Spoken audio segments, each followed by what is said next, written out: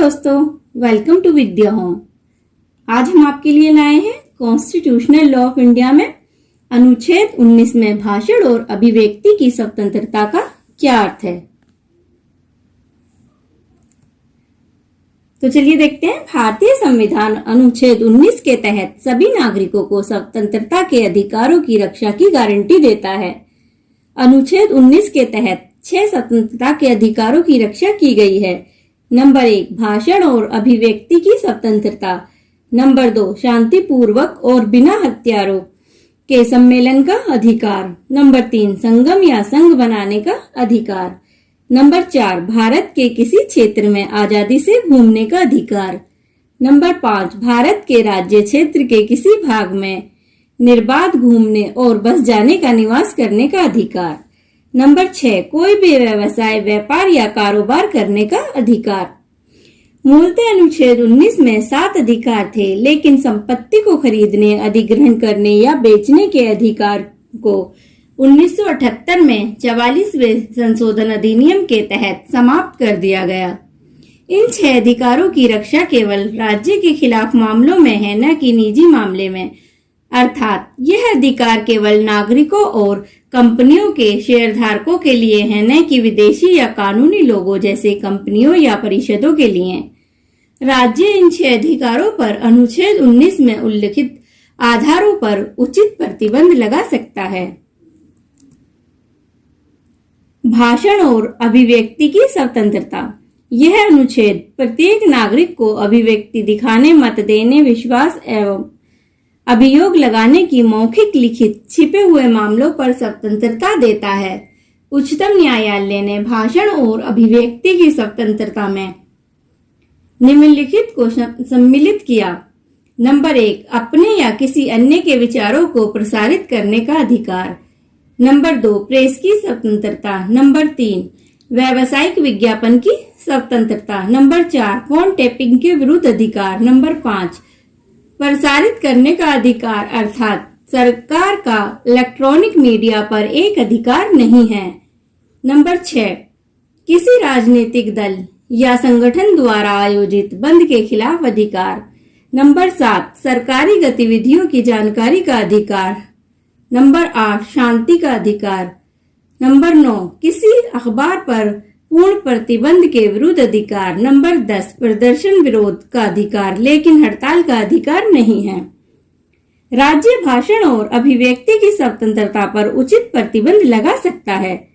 इसके आधार हैं भारत की एकता और संप्रभुता और राज्य की सुरक्षा पर खतरा, सार्वजनिक आदेश न मानना, न्यायालय की अवमानना, किसी अपराध में शामिल होना आदि। भाषण और अभिव्यक्ति की स्वतंत्रता। अनुच्छेद 19 क्लोज 1 प्रत्येक नागरिक को भाषण की अभिव्यक्ति की स्वतंत्रता देता है। भारत एक लोकतांत्रिक राज्य है। भाषा एवं अभिव्यक्ति की स्वतंत्रता का अधिकार किसी भी लोकतंत्र का मूल आधार होता है, किंतु यह एक पूर्ण अधिकार नहीं है। अतः इस अधिकार का प्रयोग अनुच्छेद 19 क्लोज 2 में वर्णित प्रतिबंधों के अधीन ही किया जा सकता है। भाषण की स्वतंत्रता का अर्थ है कि प्रत्येक नागरिक को अपने विचार तथा मत को स्वतंत्र रूप से व्यक्त करने का अधिकार है। साधारण तौर पर भाषण और अभिव्यक्ति की स्वतंत्रता किसी भी व्यक्ति को अपनी इच्छा के अनुसार कहने, लिखने और प्रकाशित करने की अनुमति देती है, जब तक कि वह इस स्वतंत्रता का दुरुपयोग अर्थात कानून को भंग नहीं करता। अभिव्यक्ति की स्वतंत्रता में किसी व्यक्ति के विचारों को किसी भी ऐसे ढंग से व्यक्त करने का विचार शामिल है जिससे वह अपनी बात को इच्छुक श्रोताओं तक पहुंचा सके। अतः इसमें संकेतों, झंडों, चिन्हों तथा ऐसे ही अन्य क्रियाओं द्वारा किसी व्यक्ति के विचारों की अभिव्यक्ति शामिल है। प्रेस की स्वतंत्रता। अनुच्छेद 19 क्लोज 1 भाषण की स्वतंत्रता का वर्णन विस्तृत शब्दों में करता है। यह केवल भाषण की स्वतंत्रता तक ही सीमित नहीं है जो मौखिक उच्चारण द्वारा प्रकट होती है, बल्कि यह अभिव्यक्ति की स्वतंत्रता को भी शामिल करता है। भले ही यह अभिव्यक्ति लिखित शब्दों द्वारा व्यक्त की जाती हो या मुद्रित विषय द्वारा। नंबर 1 उदाहरण, सुप्रीम कोर्ट ने रमेश थापर बनाम मद्रास राज्य 1950 वाद में निर्णय दिया कि भाषण एवं अभिव्यक्ति की स्वतंत्रता में विचार के प्रचार की स्वतंत्रता भी शामिल है और यह स्वतंत्रता संचार करने की स्वतंत्रता द्वारा सुनिश्चित है। संचार की स्वतंत्रता के लिए उतनी ही आवश्यक है जितनी की प्रकाशन की, किंतु प्रेस की स्वतंत्रता किसी साधारण नागरिक की स्वतंत्रता से श्रेष्ठ नहीं है। अतः यह उन्हीं पाबंदियों के अधीन है जो अनुच्छेद 19 क्लोज 2 के द्वारा लगाई गई है। उदाहरण नंबर 2, एक्सप्रेस न्यूज़पेपर बनाम भारत संघ 1968 वाद में सुप्रीम कोर्ट ने यह निर्धारित किया कि ऐसा कोई कानून जो समाचार पत्रों पर पूर्व अवरोध की व्यवस्था करता है या उनके परिचालन को कम करता है या उनके आरंभ किए जाने को रोकता है या उनके चालू रहने के लिए सरकारी सहायता को आवश्यक बना देता है, वह अनुच्छेद 19 क्लोज 1 क्लोज का में प्रदान की गई स्वतंत्रता का अतिक्रमण करता है, अतः अवैध है। परिचालन की स्वतंत्रता प्रेस की स्वतंत्रता के लिए उतनी ही आवश्यक है जितनी की प्रकाशन की स्वतंत्रता। निसंदेह बिना परिचालन की स्वतंत्रता के प्रकाशन की स्वतंत्रता का कोई महत्व नहीं है। उदाहरण नंबर 3, मेनका गांधी बनाम union of India AIR 1975 supreme court 597 में उच्च न्यायालय ने कहा कि प्रजातंत्र एक स्वतंत्र प्रेस के बिना जीवित नहीं रह सकता। यदि प्रजातंत्र का अर्थ लोगों द्वारा सरकार है तो इसका तात्पर्य यह है कि प्रत्येक नागरिक को प्रजातंत्र की प्रक्रिया में भाग लेने का अधिकार है और उसके लिए सार्वजनिक महत्व के प्रश्नों के संबंध में स्वतंत्रता तथा सामान्य विचार विमर्श आवश्यक है। वास्तव में प्रजातंत्र की शक्ति और स्वास्थ्य सदा प्रेस में निहित होते हैं। अखबारों की स्वतंत्रता पर लगाया गया प्रतिबंध असंवैधानिक है। भाषण एवं अभिव्यक्ति की स्वतंत्रता पर युक्तियुक्त प्रतिबंध। भाषण एवं अभिव्यक्ति की स्वतंत्रता का अधिकार पूर्ण नहीं है, अतः अनुच्छेद 19 क्लोज 2 के अधीन विधायिका को निम्नलिखित आधारों पर इस अधिकार पर युक्तियुक्त रोक लगाने का अधिकार है। नंबर 1, राज्य की सुरक्षा एवं सार्वजनिक व्यवस्था। विधायिका को भाषण एवं अभिव्यक्ति की स्वतंत्रता को संक्षिप्त करने का अधिकार है। यदि सार्वजनिक अव्यवस्था होने का खतरा हो, ऐसा कानून असंवैधानिक नहीं होगा, भले ही वह कार्य वास्तव में सार्वजनिक व्यवस्था को भंग करे या न करे। इस प्रतिबंध की शर्त यही है कि सार्वजनिक व्यवस्था का राज्य की सुरक्षा से युक्तियुक्त तथा निकट संबंध हो। नंबर 2, विदेशी राज्यों के साथ मैत्रीपूर्ण संबंध।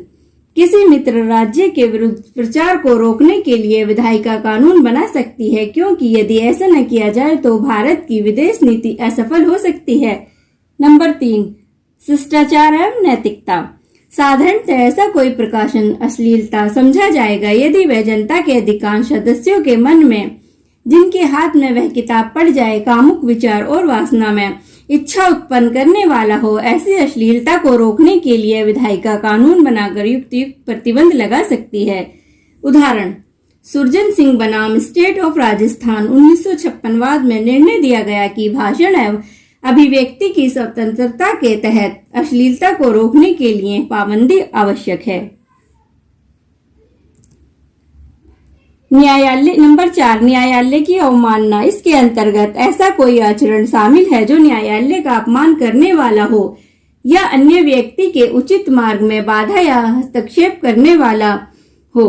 इसको रोकने के लिए युक्तियुक्त पाबंदी के लिए कानून बनाया जा सकता है। नंबर 5, मानहानि।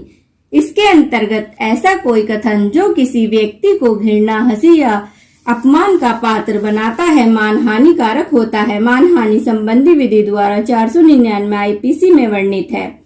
नंबर 6, किसी अपराध को उकसाना। इसके अंतर्गत न केवल कत्ल जैसे गंभीर मामले ही शामिल हैं, बल्कि किसी भी ऐसे कार्य करने या कार्यलोप करने के लिए उकसाना भी शामिल है जो कि साधारण अपराध है। नंबर 7, भारत की अखंडता एवं संप्रभुता। प्रतिबंध का यह आधार संविधान के 16वें संशोधन द्वारा जोड़ा गया है, जिसके फलस्वरूप किसी भी व्यक्ति को भारत की अखंडता या संप्रभुता को चुनौती देना या भारत के किसी भी भाग को अलग होने के लिए उपदेश देने की आज्ञा नहीं दी जा सकती। नंबर 8, सार्वजनिक व्यवस्था। सार्वजनिक व्यवस्था बनाए रखने के लिए भी भाषण की स्वतंत्रता पर युक्त पाबंदी लगाई जा सकती है। पाबंदी का यह आधार रमेश थापर के मामले में सर्वोच्च न्यायालय ने निर्णय के प्रभाव को खत्म करने के लिए संविधान के प्रथम संशोधन 1951 द्वारा जोड़ा गया है।